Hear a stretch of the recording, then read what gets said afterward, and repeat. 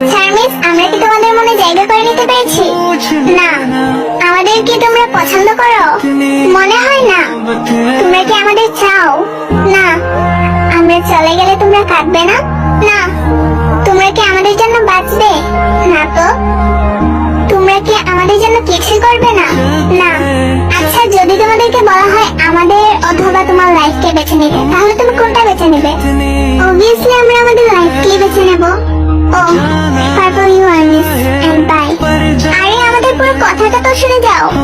তোমরা আমাদের মনের ভিতরে ঢুকতে পারোনি, কারণ তোমরা আমাদের মনের ভিতরেই আছো।